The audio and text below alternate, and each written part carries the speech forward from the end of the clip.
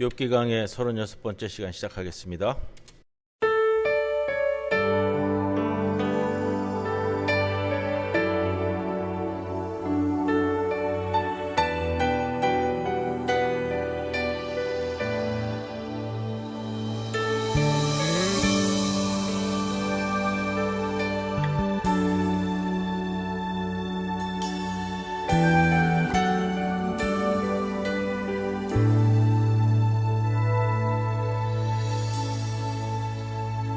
오직 예수 다른 이름은 없네. 주 이름만 우리에게 주셨네.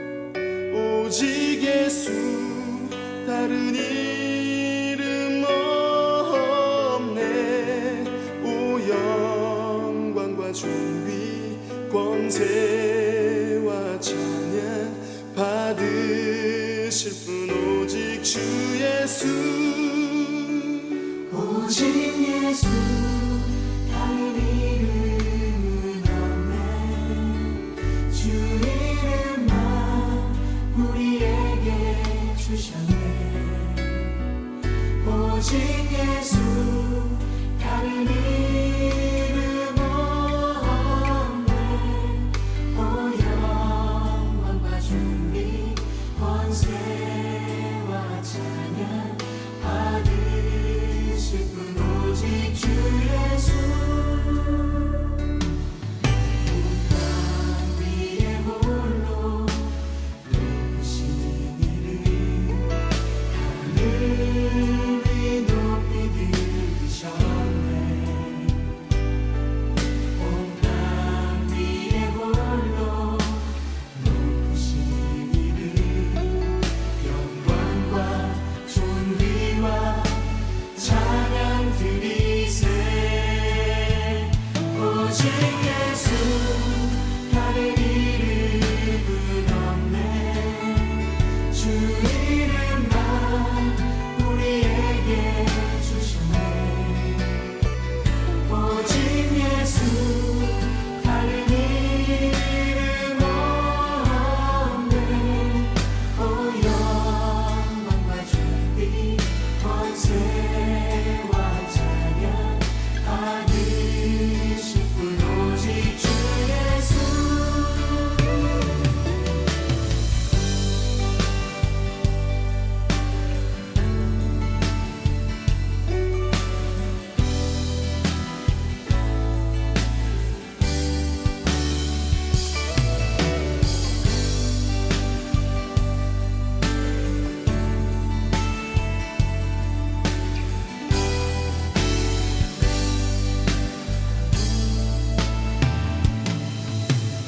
땅 위에 홀로 높으신 이름 하늘 위 높이 들으셨네.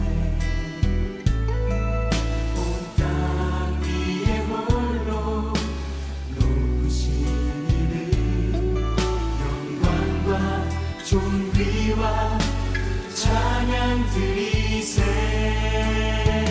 오직 예수 다른 이름은 없네.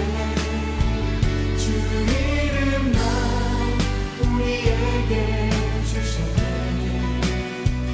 오직 예수 다른 이름 없네. 오 영광과 존귀 권세와 찬양 받으실 분 오직 주 예수.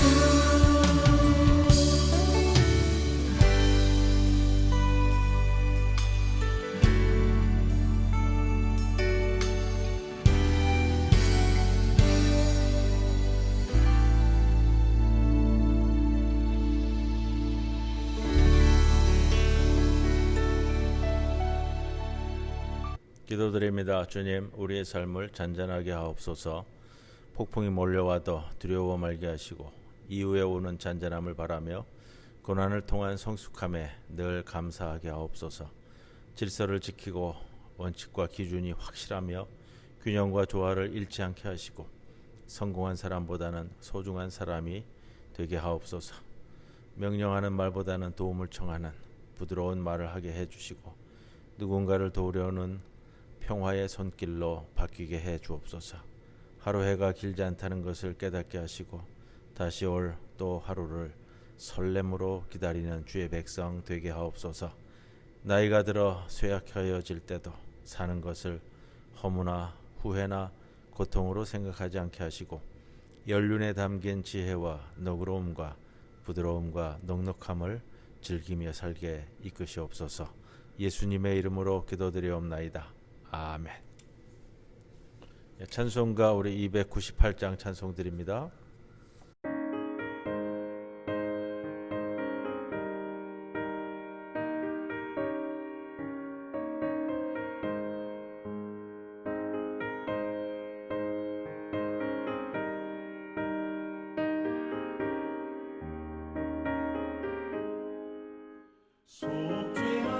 속죄하신 구세주를 내가 찬송하리라. 내게 자유 주시려고 주가 고난당했네. 그 신사랑 찬양하리. 나의 죄 사하려고 십자가에 죽임당한 나의 주 찬양하리. 내가 구원받은 증거 기뻐 전파하리라. 내 죄 모두 담당하신 주의 사랑 크셔라. 크신 사랑 찬양하리. 나의 죄 사하려고 십자가에 죽임당한 나의 주 찬양하리.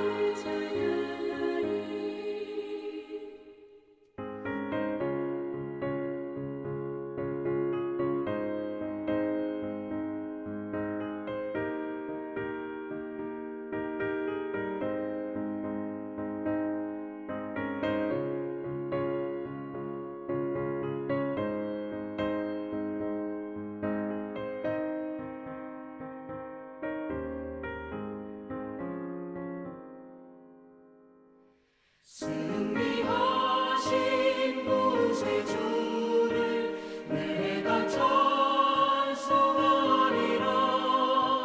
죄와 죽음 지옥 권세 주가 모두 이겼네. 크신 사랑 찬양하리. 나의 죄 사하려고 십자가에 죽임당한 나의 주 찬양하리. 고마우신 구세주를 내가 찬송하리라. 죽음에서 생명으로 나를 인도하셨네. 크신 사랑 찬양하리. 나의 죄 사하려고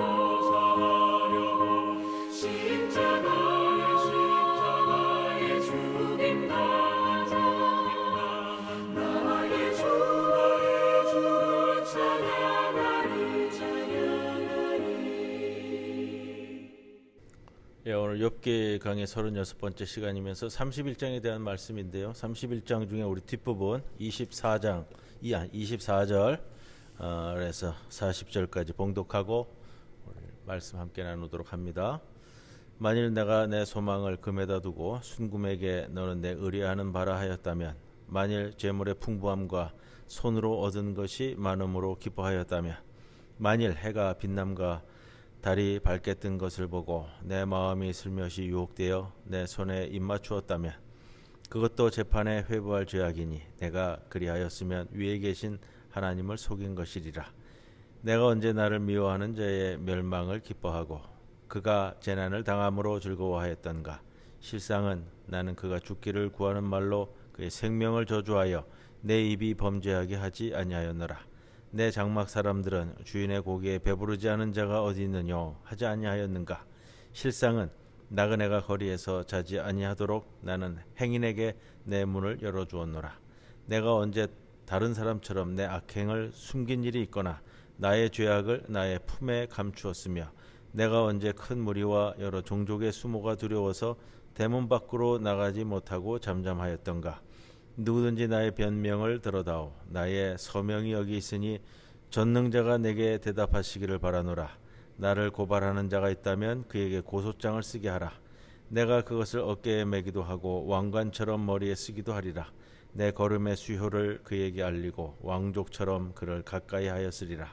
만일 내 밭이 나를 향하여 부르짖고 밭 이랑이 함께 울었다면, 만일 내가 값을 내지 않고 그 소출을 먹고 그 소유주가 생명을 잃게 하였다면, 밀 대신에 가시나무가 나고 보리 대신에 독보리가 나는 것이 마땅하니라 하고 욥의 말이 그치니라. 욥기도 이제 36번째 시간이 다가왔고요. 오늘 31장의 말씀을 나누는데, 31장의 말씀은 29장, 30장, 31장은 욥의 독백이다라는 말씀을 좀 드렸습니다. 그걸 기억하셔야 되고요. 이 31장까지 해서 모든 변론이 마감이 됩니다. 32장부터는 엘리후의 또 다른 이제 변론이 시작이 되는데, 여기까지가 세 친구와 욥의 서로 간에 옥신각신 주고받은 변론이면서 이로 인해서 이제 욥의 말이 마치는데, 오늘 그 본문 마지막 절 40절에 보면은 마땅하니라 하고 욥의 말이 그치니라 하는 것처럼요. 욥의 변론도 이제 여기가 이제 마지막이다라는 것을 우리가 기억을 하고요. 32장 이후에 나오는 것은 또 특별한 이제 편집 과정을 거친 것으로 보여주는데, 그것은 다음 주에 우리가 32장 시작하면서 제가 말씀드리겠습니다. 오늘은 이 31장으로 욥이 어떻게 자신의 말을 맞춰가는가, 무엇을 주장하는가, 무엇을 하나님께 이야기하는가, 이것을 살펴볼 겁니다. 자, 31장의 앞에 부분은 제가 좀 읽지 않았습니다만 1절에서 23절까지는 자신이 이 혼란한 사회에서 지켜온 도덕적, 윤리적 절제에 대한 것을 다시 한번 이제 주장을 하고 있습니다. 어떤 내용이냐 하면 31장 1절부터 시작되는 것은 뭐 1절만 읽어도요. 내가 내 눈과 약속하였나니 어찌 처녀에게 주목하랴라는 것처럼 당시의 유지로서, 또 돈 가진 자로서, 권력 가진 자로서 뭐 일부 일처제가 아니라 뭐 여러 여인들을 거느릴 수 있음에도 불구하고 본인은 그러하지 않았다라는 것으로 시작을 하는데, 1절에서 8절까지 이야기되는 것은 보신의 성적인 절제와 정결에 대한 것을 주장하고 있습니다.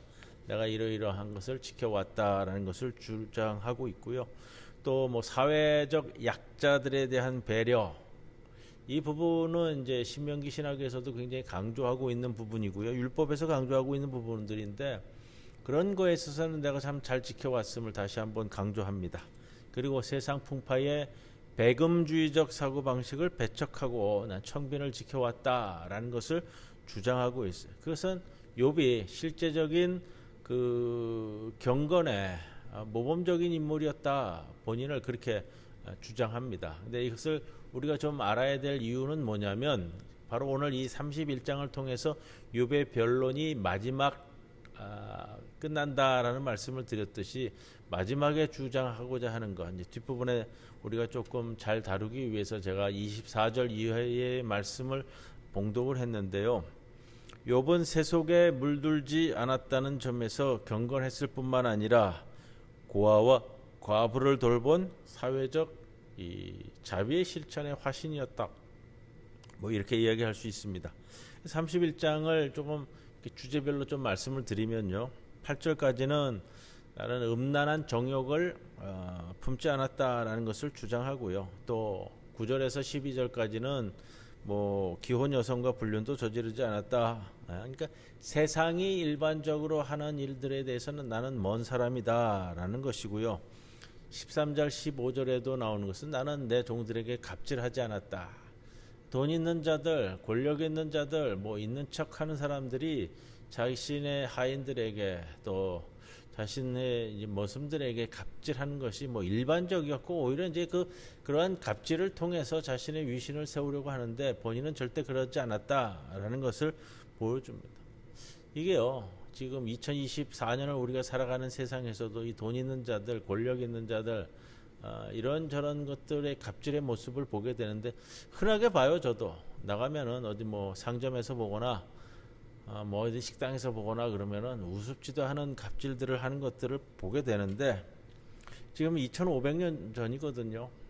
2500년 전에 기원전 5세기 사회에서, 이 고대 사회에서 본인의 도덕성과 윤리성에 대해서 이렇게 강조해서 이야기할 수 있다라는 것은 좀 기억을 해볼 필요가 있고요.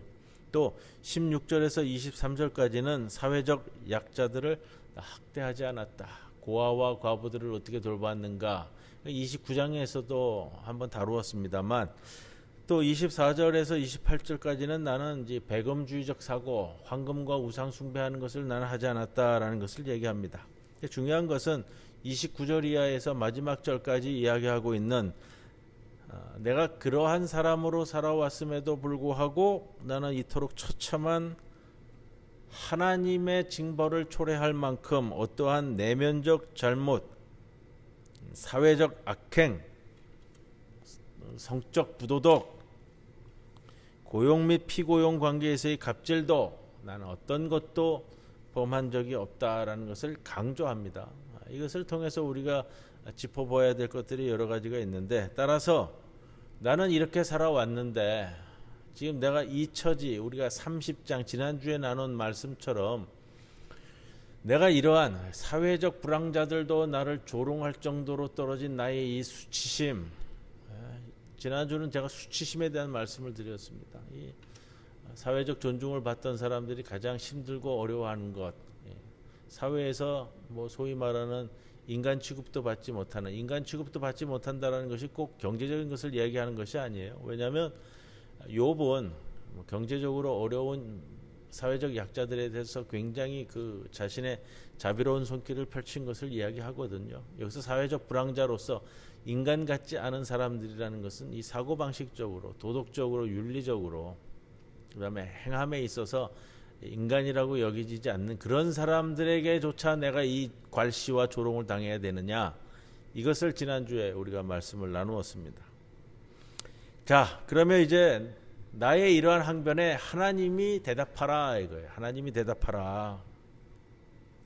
내가 당하는 이 처참한 곤경 자체가 하나님이 나에게 온전하고 정직한 자라고 이야기하지 않았느냐. 이게 우리 딜레마라고 그랬습니다. 욥기의 출발의 딜레마 1장 8절에 나오는, 이와 같이 온전하고 정직한 자를, 악에 빠지지 않은 자를 내가 보지 못했노라 라고 하나님이 말씀하셨는데, 지금 내가 이러한 빈곤한 처지에, 곤궁한 처지에 처박혀 있다라는 것 자체가 당신께 부담이 되는 것 아니냐.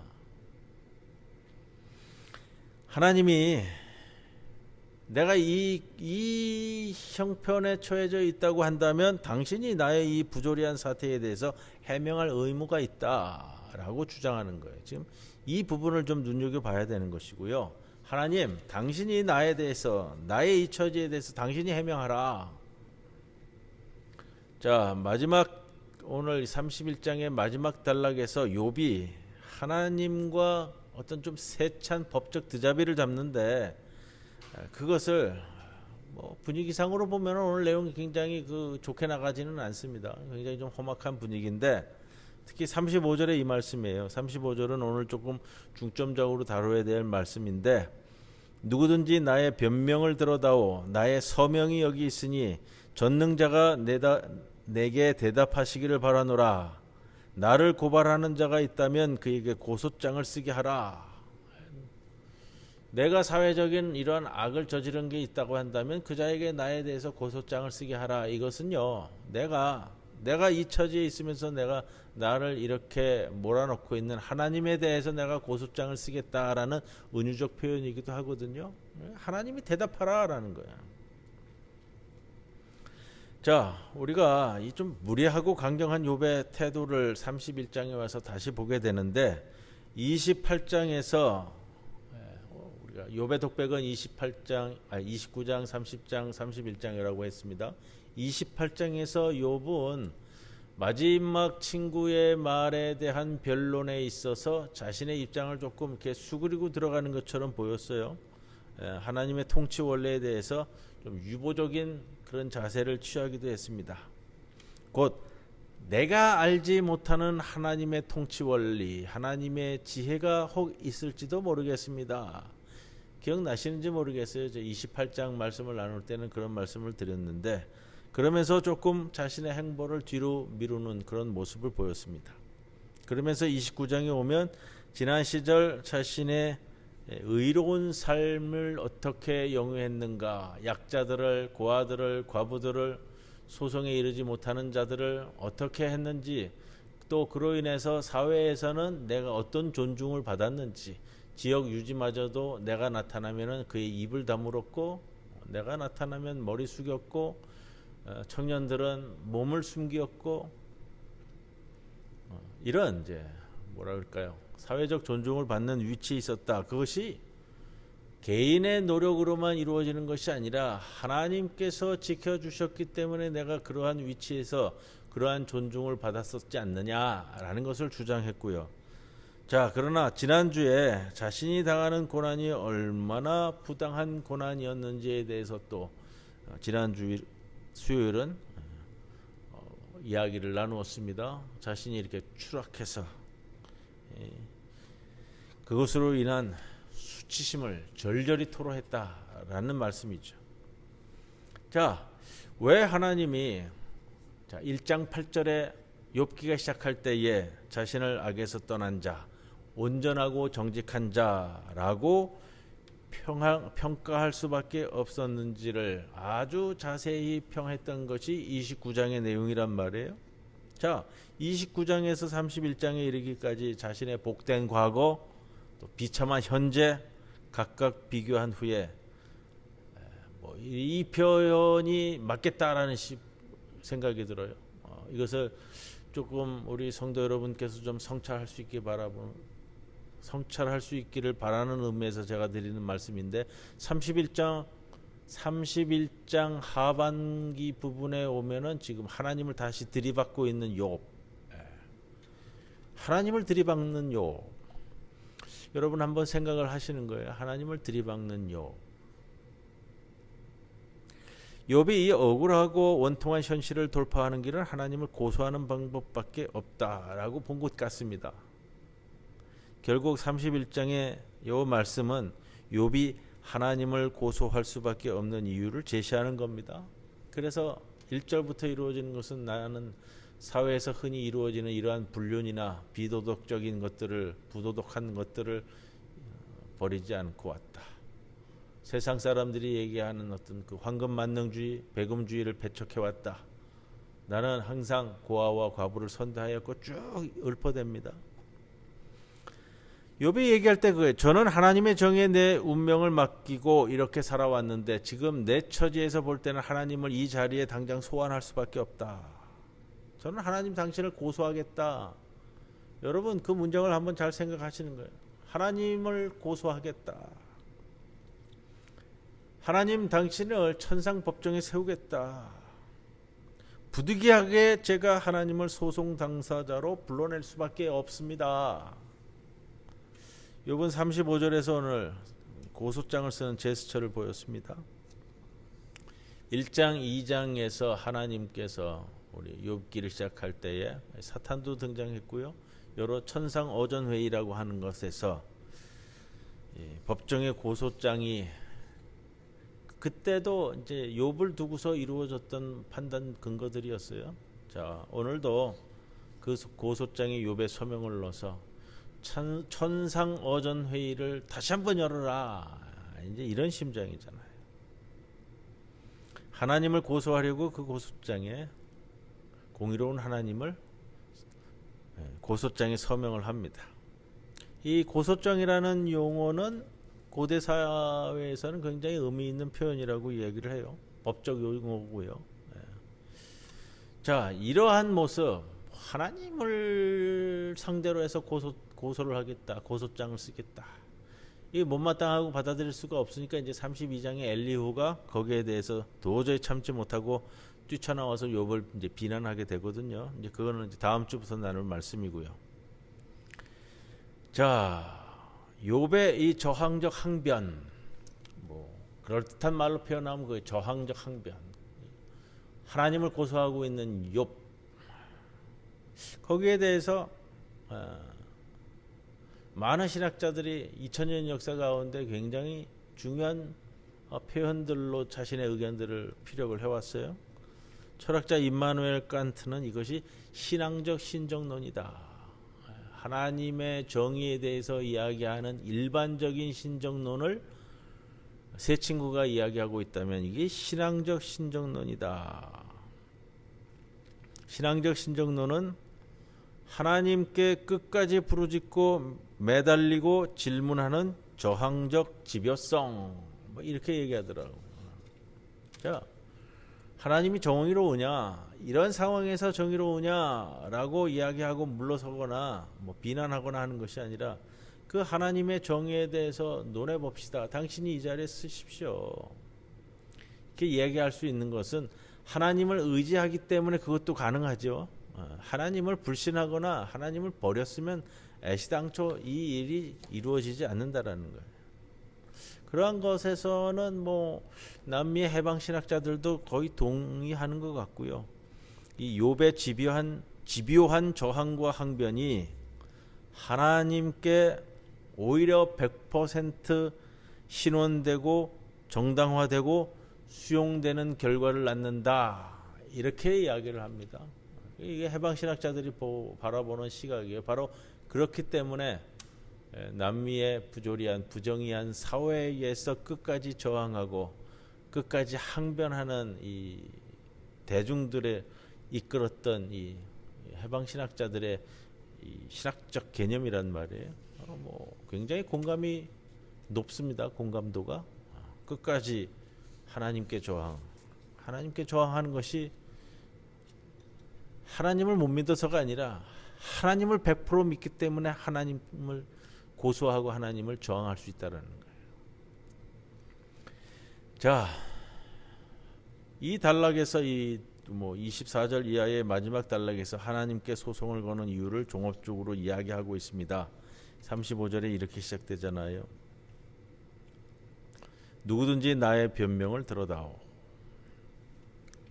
욥이 자신의 서명이 담긴 고소장을 하나님께 제출합니다. 하나님을 고소하는데 하나님께 고소장을 제출한단 말이에요. 그런 면에서 전능자가 내게 대답하시기를 바라노라. 전능자가 나의 소송의 피고이며 내가 원고라는 겁니다. 혹시 내가 뭔가 잘못한 것이 있어서 고발하는 자가 있다면 그도 나를 당연히 재판에 회부하는 고소장을 써라. 자신을 비난하는 친구들이 셋이나 있었는데 그 친구들이 내가 무슨 죄를 저질렀는지 나의 잘못이 무엇인지 고소장을 쓰라. 그러니까 쓸 내용이 없는 거였어요. 지금 31장까지 오면서요. 세 친구들은 간단히 말하면 그거잖아요. 네가 이렇게 고난에 처한 것은 네가 죄 지었기 때문이다. 너의 죄에 대한 징벌이다 얘기했는데 그렇다면 내 죄가 무엇인지를 말하라 했는데 아무도 얘기를 못했어요. 자, 그러니까 여기서도 누군가 내가 죄를 지어서 재판에 회부한다면 나는 나를 고소하는 그 고소장을 36절 말씀입니다. 어깨에 매기도 하고 왕관처럼 머리에 쓰기도 할 것이다. 이러한 자신감이 어디에서 올까? 그것은 또 1장 8절에서 하나님께서 이미 온전하고 정직한 자라는 타이틀을 받은 내용이 또 있기 때문입니다. 자, 38절에서 40절까지는 욥의 허물이 발견될 수 있는 마지막 가상 상황을 설정하고 그것에 대해 결백을 확신하는 욥의 증언을 말합니다. 38절 보시면 만일 내 밭이 나를 향하여 부르짖고 밭 이랑이 함께 울었다면, 아주 표현이 당시 사회를 잘 나타내는 표현인데 곧 이런 표현이에요. 곧 나에게 욥에게 부당하게 고용된 노동자의 수고로 농사지어 밭이 그 억울한 사연을 대신 나에게 하소연한다면, 만일 내가 값을 내지 않고 다른 사람의 소출을 먹고 그 소유주가 생명을 잃게 하였다면, 내가 뭔가 사회적 불의를 저질렀다면 그거예요. 그렇다면 나는 하나님의 저주를 받아도 마땅하다. 그렇다면 나는 반드시 그걸 받겠다. 그러한 것을 나를 고소를 한다면 나 그 고소장을 내 앞에 두르고 나가서 사회 앞에 쓰겠다라는 말이잖아요. 즉 마지막 구절이 그겁니다. 밀 대신에 가시나무가 나고 보리 대신에 독보리가 나는 것이 마땅하다. 만약 그러하다면, 자, 욥이 자신을 철저하게 검열하는 인물입니다. 이 장엄한 결백 호소, 이걸로 욥이 자신의 구구절절한 변론을 종결짓습니다. 그래서 욥의 말이 그치니라. 자, 그거예요. 자신이 이렇게 살아온 것에 대해서 내가 왜 이 고난에 처해야 하는가, 하나님께 다시금 붙드는 신앙적 신정론이라는 표현도 참 의미가 깊고요. 그 다음에 마지막 저항, 자신이 살아온 삶에 대한 마지막 저항을 할 수 있는 욥의 그 의로움도 굉장히 우리가 존중해서 생각해 볼 부분이다. 욥이 마지막까지 자신의 결백을 호소하면서 자신의 변론을 마무리 짓고 있다라는 것을 생각하게 됩니다. 바로 이 여기까지 온 거, 이제 여기까지 오고 이제 다음 주에는 엘리후의 변론이 시작이 되는데, 엘리후는 따로 차치하더라도 이 마지막 변론을 통해서 이제 하나님께서 어떤 모습을 보이실 것인가, 이걸 우리가 이제 기대를 갖고 욥기를 읽게 되는 거고요.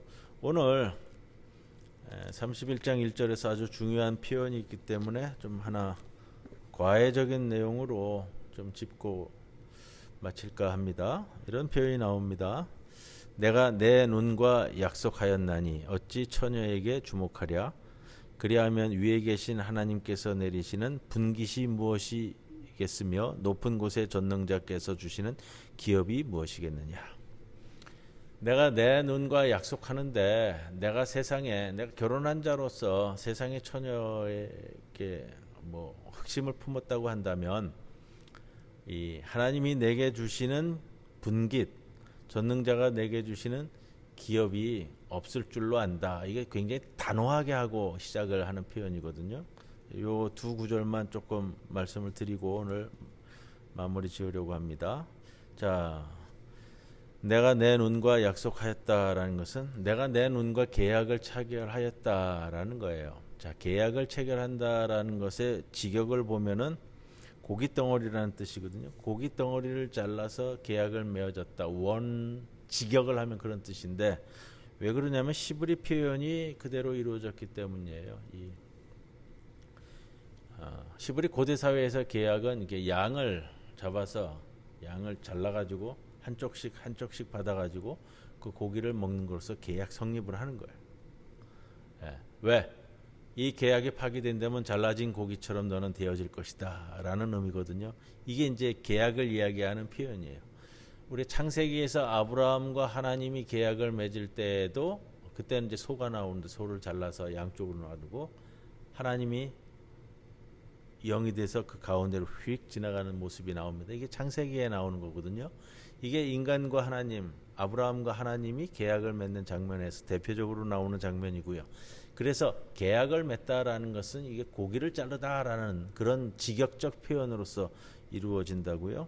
자, 이것이 그대로 영어로 가면은 우리가 얘기하는 이 약속, 우리가 카바넌트라는 영어 단어로 이게 가게 됩니다. 자, 이것이 신약에 오면은요, 양이 너무 비싸니까 그 계약의 체결이 어디 있냐면은 성만찬에 나타나요. 음식 공동체에서 양을 자르는 거는 너무 비싸고 번거롭기 때문에 이제 빵을 자르면서 보이는 모습입니다. 이것이 바로 계약에 대한 것입니다. 그리고 내가 당신과 약속한 계약을 파기한다면 이 잘려진 고기처럼 잘려진 빵처럼 죽게 될 것이다, 이런 뜻이에요. 자, 그래서 나는 모아 계약을 체결한다면 내 눈과 계약을 체결해야 되는데, 이 표현이 좀 신기한 표현으로 나옵니다. 그러니까 눈을 통해서 내가 신실한 삶을 사는 거죠. 내 눈을 보는 것을 통해서 내가 공의롭고 공평한 삶을 살지 못하도록 흔드는 것이 유혹에 쌓이는 이 눈이라고 이야기하는 거예요. 그렇게 생각을 했나 봐요. 그러니까 눈을 통해서 나를 유혹하니까, 그래서 나는 눈으로 내가 보는 것으로 죄를 짓지 않겠다고 하나님과 계약을 체결하는 것, 그것이 이제 오늘 1절의 표현, 내가 내 눈과 약속하였나니 어찌 처녀에게 주목하랴. 내가 유부남으로서 세상 처녀들을 이렇게 흑심을 품는 것을 하지 않았다라는 것을 표현하는 것이고요. 만약 그렇다면 위에 계신 하나님께서 내리시는 분깃 무엇이겠으며 높은 곳에 전능자께서 주시는 기업이 무엇이겠느냐. 분깃과 기업, 당연히 뭐 이제 땅을 얘기할 수도 있고 뭐 내가 운영하는 사업체를 생각하기도 하고 유산을 생각하기도 하는데요. 이 분깃이라는 것, 기업이라는 것은요, 원래의 뜻은 뭐냐면 내가 이 땅에 태어나서 역사적인 존재로 살아갈 때에 내가 부모로부터 물려받아서 하나님으로부터 지음을 받아서 이 땅에 살아갈 때 마땅히 해야 할 바, 그것을 얘기할 때 이 두 가지 의미를 쓰는 거예요. 역사적인 존재로 부모 밑에 태어나서 친족과 민족 가운데서 내가 해야 할 역할, 그게 분깃이에요. 자, 오래전부터 하나님께서 나에게 내가 해야 할 역할로서 이 세상에 태어날 때 주어진 것, 그게 분깃이고 그게 기업이라는 거예요. 자, 이게 신약성서에서 등장을 하는데 뭐냐면 신약성서의 그 유명한 탕자의 비유에 나옵니다. 탕자의 비유에서 작은 아들이 아버지한테 요청해요. 내 분깃을 주시오. 내 분깃을 주시오. 아버지가 볼 때 이 아들이 분명히 그 분깃을 다 탕진할 걸 알아요. 근데 내준다고요? 왜 내주냐? 그건 아버지께 아니에요. 그것은 그 아들에게 주어진 거예요. 하나님이 그 작은 아들을 창조하실 때 주어진 그 분깃이기 때문에 그 작은 아들이 요청을 하고 아버지는 내줄 수밖에 없는 거예요. 근데 그 분깃을 가지고 나가서 먼 외국 땅에 갔다라는 거예요. 그것은 내가 나의 분깃을 가지고 세상에 나아가서 뭔가 새롭게 깨우치고 내가 가야 할 바를 제대로 깨우치는 장소를, 그 먼 곳, 원어로서 이제 코라라는 단어를 쓰고 있는데, 그곳에 가서 새로운 세상을 만나서 그것을 깨우쳐야만 이 세상을 살아가는 거예요. 그것을 깨우치고 돌아와서 자기 아버지의 집으로 다시 돌아오는 거, 이게 이제 탕자의 비유에 대한 것이고요. 거기에서 중요한 역할을 하는 게 그 큰아들이에요. 큰아들이 나에게는 염소 새끼 한 마리 주어서 내 친구들과 즐기게 하지 않았으면서 아버지의 재산을 탕진한, 이렇게 나오는데 이 분깃에 대한 이해가 잘못됐다라는 거예요. 그것은 아버지의 분깃이 아니고요. 큰아들이 알아야 될 것은 내 분깃이에요. 내 분깃을 아버지 것으로만 알고 있었기 때문에 이게 충돌이 되면서 되는 문제 해결을 이야기하는 것이 이 탕자의 비유란 말이에요. 자, 오늘은 여기까지만 말씀을 나누고요. 자, 다음 주에 우리가 기대할 수 있는 것은 이제 엘리후라는 이제 새로운 친구가 이제 등장할 거고요. 이제 연배상으로는 굉장히 많이 밑에 있는 친구이기 때문에 또 새로운 면에서 새로운 이야기들을 제시를 합니다. 자, 오늘 욥기의 말씀 여기까지 나누도록 하겠습니다. 찬송가 299장 찬송드립니다.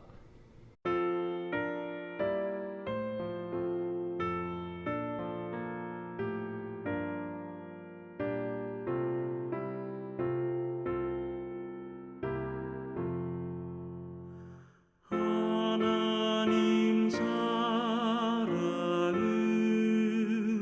온전한 참 사랑 내 맘에 부어 주시사 충만케 하소서 내 주님 참 사랑 햇빛과 같으니 그 사랑 내게 비추사 뜨겁게 하소서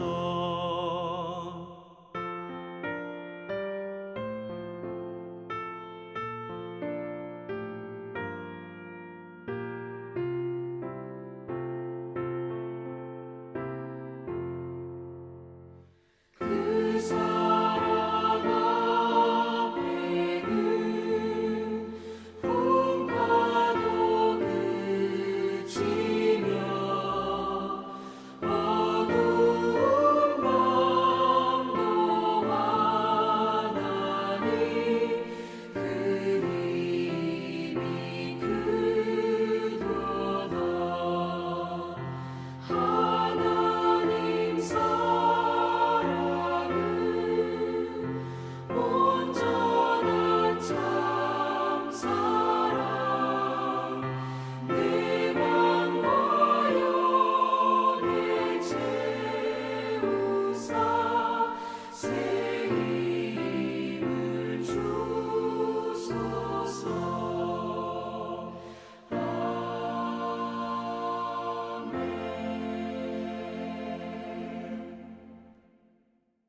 주님 가르쳐 주신 기도 함께 드립니다. 하늘에 계신 우리 아버지여, 이름이 거룩히 여김을 받으시오며 나라 임하옵시며 뜻이 하늘에서 이루어진 것 같이 땅에서도 이루어지이다.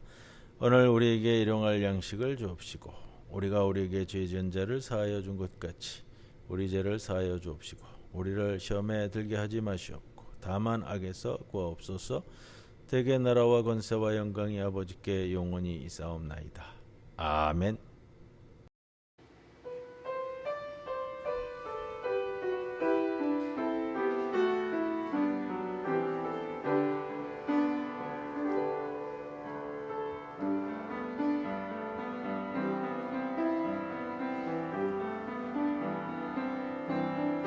사랑의 주님 주의 음성이 내게 들려옵니다.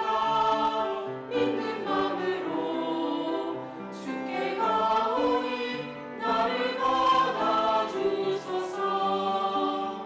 내가 매일 더 가까이 가오니 나를 인도하소서.